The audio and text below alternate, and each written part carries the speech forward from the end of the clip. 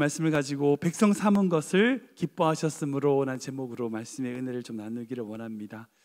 지금 우리나라는 참 잘 살죠. 선진국으로 인정받는 나라입니다. 근데 아시는 것처럼 1960년도에는 우리나라는 세계에서 가장 못 사는 나라였죠. 그래서 40년, 50년 전에 1960년, 70년대만 해도 모든 사회적 이슈, 목표가 잘 살아보세 였습니다. 제가 어릴 때 기억하는, 나이 드신 분들 기억하실 거예요.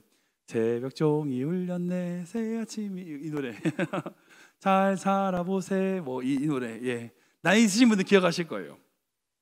그러니까 우리나라 모든 사람들이 하나만에 구호 있었어요. 잘 살아보세. 그러니까 어떤 것이 잘 사는 것인지 그 이유를 생각하지 않고 무조건 어떤 경제적인 논리로 해석될 때가 있었습니다. 그래서 제가 초등학교 때, 저는 이제 어릴 때 국민학교였거든요. 그때 가정생활 설문지 같은 걸 했습니다. 뭐였냐? 집에 TV가 있으면 TV 체크, TV인데 흑백이냐 칼라냐 그걸로 체크하고, 자동차 있는지 우와 뭐 이렇게 체크하고. 그러니까 제가 뭐 국민학교, 초등학교 다닐 때는요 그렇게 설문조사해 가지고 그 가정이 어느 정도의 경제 수준인지를, 뭘 가지고 있느냐에 따라서 판단한 거죠. 그런데 사랑하는 여러분, 정말 잘 사는 것, 못 사는 것의 기준이 그거 맞습니까? 집에 텔레비전 있으면 잘 사는 거고 집에 텔레비전 없으면 못 사는 겁니까? 정말 경제적으로 풍요로우면 잘 사는 거 맞습니까? 아니면 반대로 경제적으로 빈곤하면 못 사는 겁니까? 아니죠. 사실 아닙니다. 우리 모두 다 알고 있어요. 그게 있다고 잘 살고 그거 없다고 못 사는 게 아니란 것은 우리가 다 알고 있어요. 그걸로 결정되는 게 아닙니다. 우리가 정말 사람답게 우리에게 주신 사명을 이루며 살 때 그것이 잘 사는 거고, 아무리 경제적인 이유와 여유와 풍요로움이 있다 할지라도요 사람답게 살지 못하면요, 사명을 다하지 못하면요 못 사는 거예요. 근데 우리가 이제 말의 권세가 있다고 경제적인 여유가 있는 사람을 잘 사는 사람이라고 하는 이 말을 계속 표현하다 보니까 어느 순간에 우리 안에 경제적인 기준이 잘 사냐 못 사냐의 구분의 근거가 되어버렸던 것 같습니다. 혹시 우리가 은연중에 우리의 욕망을, 우리의 욕심을 가지고 잘 사는지 못 사는지로 생각하고 있는 건 아닌지 우리 스스로 생각해 봐야 돼요. 오늘 읽었던 이 사무엘상 12장은요 사무엘이 사울을 왕으로 세운 이후에 자신이 사사로서의 마지막 역할을 마무리하면서 이스라엘 백성들에게 남긴 마지막 설교입니다. 유언과도 같은 설교입니다. 그러니까 전체 12장 내용을 쭉 보면요 크게 두 부류로 나눌 수 있어요. 앞부분은 너희가 왕을 세워달라고 했던 그 요청 자체가 하나님 앞에서 왜 잘못되었는지에 대하여 지적하면서 어차피 왕을 세웠으니까 그 왕과 함께 너희가 하나님을 잘 섬겨라 라고 하는 이야기가 앞부분이라면, 그 뒤에 부분은요 그 잘못을 깨달은 이스라엘 백성들에게 다시 한 번 더 하나님이 너희를 향한 마음이 어떤 마음인지, 너희를 백성 삼으신 것을 기뻐하고 절대 버리지 않으실 거라고 하는 그 하나님의 마음과 함께 내가 너희를 위해서 기도해 줄게, 기도를 쉬는 죄를 범치 않겠다라고 하는 말씀하시는 것을 볼 수 있어요. 여기서 우리가 먼저 생각해 볼 것이 있습니다. 이스라엘 백성들 왜 사무엘에게 왕을 요구했죠? 이스라엘 백성들이 왕을 요구한 이유가 뭘까요? 왜 그랬을까요? 이유는 한 가지입니다. 잘 살아보세. 잘 살아보기 위해서예요. 그 이스라엘 백성들이 사무엘에게 찾아가 하나님께 왕을 달라고 했던 이유가 뭐냐? 다른 나라들 다 왕인데 우리만 없다는 거예요.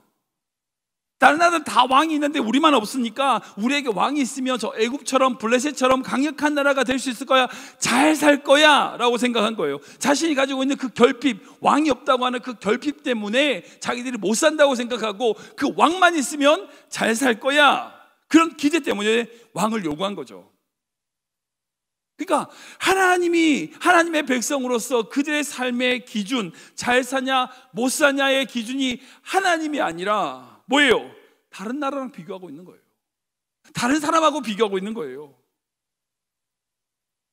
혹시 우리가 이런 잘못된 어떤 그릇된 물질적인 개념으로 잘 사냐 못 사냐로 우리가 구분하고 있는 건 아닙니까? 우리 스스로 생각해 봐야 돼요.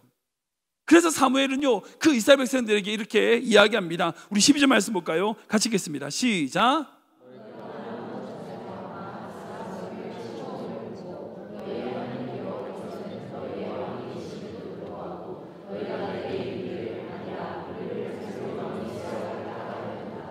아멘. 사무엘이 그 이스라엘 백성들을 지적하는 거예요. 잘못됐다는 거예요. 무슨 말이에요? 하나님이 왕이신데 왕이 되심에도 불구하고 다른 나라를 보면서 그런 외부적인 영향에 의해서 왕을 달라고 너희가 얘기했다는 거예요. 그 왕이 있어야 잘 살겠다고 생각한 거예요. 그게 이스라엘이 가진 그릇된 생각이라는 거예요. 그런 관점에서 이스라엘 백성이 왕을 구한 것은 죄가 맞아요. 그러니까 왕 제도 자체가 문제가 아니에요. 왕의 제도란 그 제도의 문제가 아니라 하나님 아닌 다른 것이 있어야지만 내가 잘 살 거야 라고 생각했던 그 마음, 그러니까 하나님이 아닌 내가 그게 있으면 잘 살게 될 거라고 생각하는 그 생각이 죄라는 거예요. 이 문제를 우리에게 적용해 볼까요? 여러분, 지금 여러분에게 꼭 있으면 좋겠다고 생각이 뭐가 있어요? 여러분, 그거 있으면 잘 살 것 같은 생각 뭐예요? 한번 진지하게 생각해 보십시오. 근데 그거 있으면 진짜 잘 사는 거 맞아요? 경제적인 그 문제가 풀리면 내가 잘 살지. 내가 이 학위를 받으면 내가 잘 살게 되겠지. 내가 이런 공부하면 잘 살겠지. 아니, 우리 아이가 이렇게 되면 잘 살겠지. 대학을 좋은 대학을 가면 잘 살지. 여러분, 그게 잘 사는 거 맞습니까? 끊임없이 그거 이루고 나면 뭐가 돼요? 그 다음 해야 잘 살 것 같고, 그리고 그 다음 그렇게 우리의 눈에 보기에 좋은 것, 필요한 것만 구하는 것, 그것이 잘 사는 것으로 생각하면서 산 인생이 정말 잘 산 인생 맞을까요? 혹시 우리가 잘못된 근원을 가지고 잘 사는지를 요구하고 있는 것 아닙니까? 여러분, 이걸로 결코 우리가 잘 살 수 없어요. 우리가 잘 살 수 있는 길은요 하나밖에 없습니다. 하나님께 있어요. 하나님과 함께하면 우리 아까 불렀던 찬양처럼 골짜기든 궁궐이든 빈들이든 그곳이 하늘나라예요. 잘 사는 인생 되는 겁니다. 그러나 하나님이 없으면요, 아무리 풍요로운 환경일지라도요, 하나님 없으면요 그 인생 망하는 인생이에요. 우리가 이 사실을 잘 기억해야 돼요. 그래서 오늘 본문의 사무엘은요 자기의 진심을 담아서 그 이스라엘 백성들에게 이렇게 전하고 있습니다. 우리 23절 말씀 보겠습니다. 같이 읽겠습니다. 시작.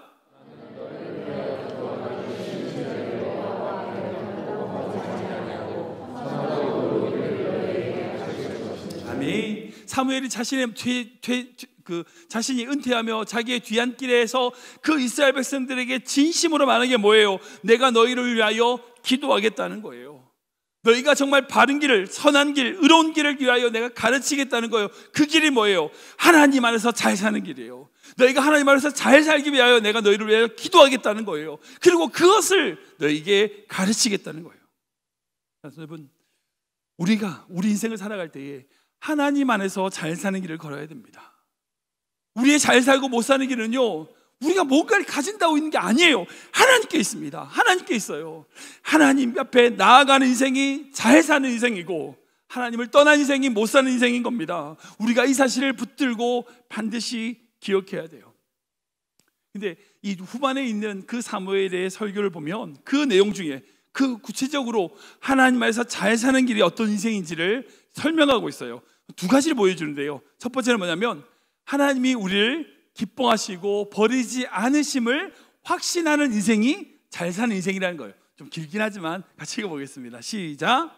하나님이 우리를 기뻐하시고 버리지 않으심을 확신하는 인생이 잘 사는 인생입니다. 한 번 더 읽겠습니다. 하나님이 우리를 기뻐하시고 버리지 않으심을 확신하는 인생이 잘 사는 인생입니다. 우리 22절 말씀 같이 읽겠습니다. 시작.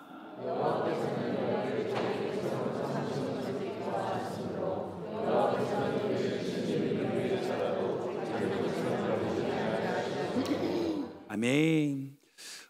모든 인간이 가지고 있는 근본적인 두려움이 있어요. 그게 뭐냐? 버려질 것에 대한 두려움이에요. 소외될 것에 대한 두려움입니다. 솔직히 우리 한 인간이라고 하는 존재 자체는요 약해요. 그러니까 한 인간이요 곰보다는 힘이 무조건 작죠. 어떻게 사람이 한 명이 곰을 이길 수 있습니까? 절대 이길 수 없죠. 사자보다 강하지 않습니다. 우리 집 강아지보다 제가 느려요. 빠르지 않습니다. 치타 이런 거 생각할 필요 없이 우리 집 강아지보다 제가 느려요. 심지어는요 작은 미세포보다도요 인간의 생명력이 약해요. 그런데 인간을 만물의 영장이라고 합니다. 그 이유가 뭘까요? 공동체예요. 공동체. 사회를 구성하고 있습니다. 함께 군집을 이루고 함께 집단을 이루어 살아가는 그런 생물이기 때문에, 그런 존재이기 때문에 이 세상의 어떤 생물보다도 강합니다. 그래서 하나님이 창세기에 인간을 만드신 다음에 제일 첫 번째 하셨던 명령이 뭐예요? 생육하고 번성하고 땅에 충만하라, 땅을 정복하라, 땅을 다스리라는 거예요. 함께 땅을 다스리라는 겁니다. 그런 관점에서 인간은요, 사회를 떠나서, 집단을 떠나서는요 살 수 없어요. 그래서 근본적인 인간이 가지고 있는 두려움이, 그게 뭐냐? 그 사회나 그 조직이나 그곳에서 내가 버려질까라는 것에 두려움이에요. 왜냐하면 버려진다는 것은 바로 죽음을 의미합니다. 근데 그런 인간의 근본적인 두려움에 대하여 하나님은 사무엘을 통하여 어떻게 말씀하세요? 내가 절대 너희를 버리지 않을 거야. 버리지 않을 거야. 누구 때문에? 하나님의 그 이름의 영광을 위해서라도 내가 버리지 않을 거야 라고 말씀하세요. 우리가 뭐 잘해서, 우리가 뭐 똑똑해서, 그렇지 않아요. 하나님 때문이라도 내가 절대 너희를 버리지 않을 거라 말씀하신 겁니다. 우리가 믿음의 걸어갈 때요, 이게 너무나 중요해요. 우리가 하나님이 결코 나를 버리지 않으실 거라고 하는 것이 있으면요 담대할 수 있어요. 자신감을 가질 수 있어요. 신명기 말씀 볼까요? 같이 읽겠습니다. 시작.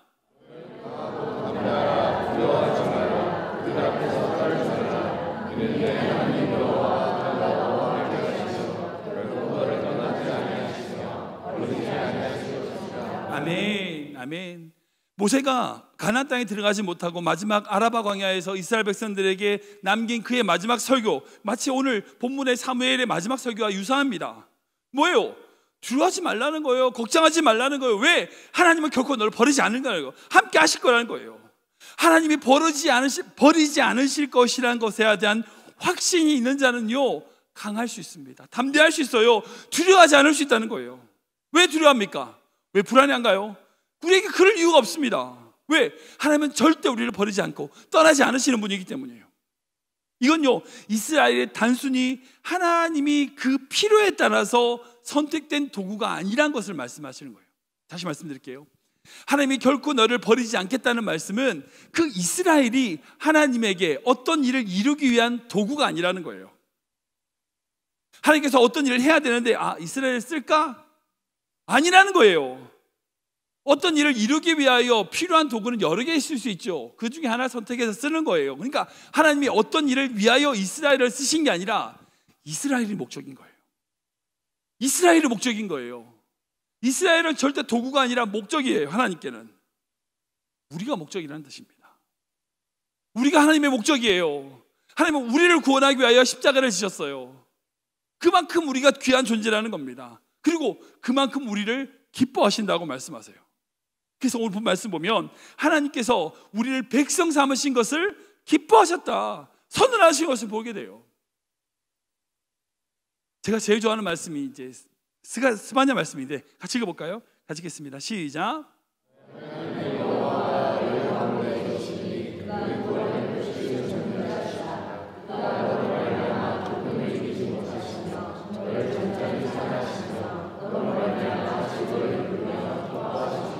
아멘. 제가 개인적으로 참 좋아하는 말씀입니다. 여러분, 너로 말미암아 기쁨을 이기지 못하시며, 여러분 그런 경험 있으세요?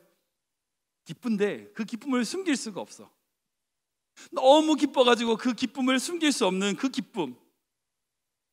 저 개인적으로 보면 이제 우리 성경이 태어났을 때, 제가 거의 20년 전이죠. 그때 첫 제 아기를 안았을 때 그 기쁨, 그 감격을 제가 평생 잊지 못해요. 여러분들도 그러실 거예요. 아니, 그 기쁨을 이길 수 없어서 감당할 수 없는 기쁨을 여러분 한 번씩 느끼셨을 거예요. 평생 가운데 한 번은 있으실 거예요. 그 기쁨, 여러분 하나님이 우리를 바라보실 때 그렇게 기뻐하신다는 거예요. 여러분, 이게 하나님이 주신 약속입니다. 영적인 이스라엘은 우리에게 동일하게 적용되는 거예요. 하나님은 결코 우리를 버리지 않으세요. 기뻐하신다는 거예요. 우리가 이 믿음이 있을 때에, 이 기준이 있을 때에 어떤 환경이 우리를 넘어뜨리겠습니까? 어떤 환경이 우리를 좌절하게 만들겠어요? 여러분, 모든 성도님들이 어떤 환경이 있다 할지라도 두려워하지 마십시오. 담대하십시오. 왜냐하면 하나님이 우리를 기뻐하시고 우리를 결코 버리지 않으시는 분이시기 때문입니다. 우리가 이 믿음으로 어떤 환경에서든지 승리하며 주님 안에서 잘 사는 성도 되시길 주님으로 축원합니다. 두 번째 있어요. 두 번째 있는데 뭐냐면 하나님을 경외하고 마음을 다하여 진실이 섬기는 인생이 잘 사는 인생이라는 거예요. 같이 읽어보겠습니다. 시작. 하나님을 경외하고 마음을 다하여 진실이 섬기는 인생이 잘 사는 인생입니다. 한 번 더 읽겠습니다. 하나님을 경외하고 마음을 다하여 진실이 섬기는 인생이 잘 사는 인생입니다. 우리 24절 25절 말씀 같이 읽겠습니다. 시작.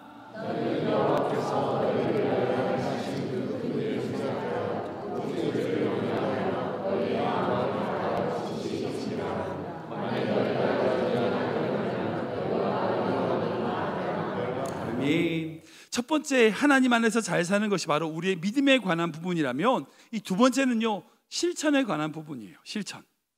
우리가 하나님 앞에서 잘 살기 위하여 가져야 될 삶의 태도가 있다는 거예요. 태도가. 방금 읽었던 24절 말씀 보면 세 가지를 얘기하세요. 첫 번째는 뭐냐면 하나님이 행하신 그 큰 일을 생각하라, 생각해라는 거예요. 두 번째로 하나님을 경외해라, 경외해라. 마지막 세 번째로 마음을 다하고 진실이 하나님을 섬겨라. 요 세 가지를 얘기하고 계세요. 첫 번째로 하나님이 행하신 그 일을 생각하라는 것은요, 지금까지 우리 삶 가운데 이루신 그 하나님의 은혜를 기억하라는 거예요. 다른 말로 표현하면 이 말씀이나 성경을 통해서 하나님의 그 역사를 기억하고 상고하라는 겁니다. 묵상하라는 거예요. 또한 하나님을 경외하라는 건요, 다른 게 아니에요. 하나님을 두려워하라, 경외심을 가지라는 거예요. 천지를 창조하시고 우주를 만드신 그 위대한 하나님, 그 위대한 하나님에 대한 경외감이 있어야 된다는 거예요. 마지막으로 마음을 다하여 진실히 하나님을 섬기라. 이 말은 뭐냐? 하나님을 위하여 삶을 살아가는 거예요. 여러분, 하나님을 어떻게 섬기시죠? 우리가 하나님을 어떻게 섬깁니까? 신약에 보면 예수님이 그러시잖아요. 지극히 작은 자에게 한 것이 나에게 한 것이다. 무슨 말이에요? 하나님을 섬긴다는 것은요, 단순하게 보이지 않는 하나님을 뭐 어떻게 한다, 그게 아니에요. 지금 내 옆에 있는 약하고 연약한 자들에게 하나님의 마음으로 섬기는 거예요. 그러면 그게 주님을 섬기는 겁니다. 이 세 가지를 말씀하시는 거예요. 이렇게 삶을 살아갈 때에 하나님 안에서 잘 사는 인생이 될 수 있어요. 얼마 전에 우리 교회 성도님 어떤 분하고 제가 말씀을 나누다가 그분께서 저에게 좀 쉽지 않지만 이제 말씀을 하신 게 있어요. 뭐냐면 목사님이 설교에 조금 약하신, 그러니까 실천이 조금 약하신 것 같다. 그래서 좀 너무 아쉽다는 말씀을 하시더라고요. 그러니까 제가 너무 둥글둥글하게 말하지 구체적으로 설명, 어떻게 해라고 말을 하지 않는다는 거예요. 생각해보니까 제가 좀 그런 것 같아요. 사실 제가 이제 설교 중에 뭐 예배 참석해라, 뭐 교회 봉사해라, 헌금해라, 뭐 이런 얘기를 제가 안 하잖아요. 그러니까 늘 실천하는 것은 둥글둥글하게 뭐 서로 도우며 섬기며 뭐 이런 표현을 하지, 구체적으로 뭘 해라 뭐 이렇게 제가 얘기를 하지 않아요. 제가 이제 솔직히 이제 그렇게 말하는 걸 좀 주저하는 것 같습니다. 근데 저한테 있는 중요한 믿음이 있어요. 그게 뭐냐면 제가 어떤 설교나 어떤 말을 하는 것보다 예수님이 보여주셨던 것처럼 내가 그렇게 실천하고 살면 우리 성도들이 따라올 거라고 믿는 믿음이에요. 그러니까 내가 무슨 말을 하는 것보다 더 중요한 건 내가 그렇게 사는 거죠. 저는 목회자로서, 제가 이제 목회자이지만 한 성도잖아요. 한 성도로서 하나님 앞에서 잘 살면, 내가 잘 살면 우리 성도님들이 제가 잘 사는 모습을 보고 잘 살 거라고 하는 믿음이 있어요. 솔직히 제가 설교하면서 예배 드리셔야 된다고, 어떻게 재직인데 교회 안 나오냐고, 예배를 안 드리냐고, 주중 예배, 금요일이나 토요일 예배 적어도 한 명은 재직은 와야 되지 않냐고 제가 얘기하면 편하겠죠. 아니면 제가 하나님 앞에서 헌금 생활 하시라고, 하나님 앞에서 손이 부끄럽지 않냐고, 하나님 사랑한다고 하면서 어떻게 그렇게 물질이 있는 곳에 마음이 있는다고 했는데 정말 하나님 사랑하시는 거 맞냐고 그렇게 말하면 제가 제가 편하겠죠. 아니면 교회에서 좀 받기만 하지 말고 좀 섬기라, 봉사하라고, 정말 교회 사랑하시는 거 맞냐고 제가 이렇게 설교하면 저는 말만 하면 편하겠죠. 근데 말하는 것보다 제가 그렇게 사는 거 더 힘들어요.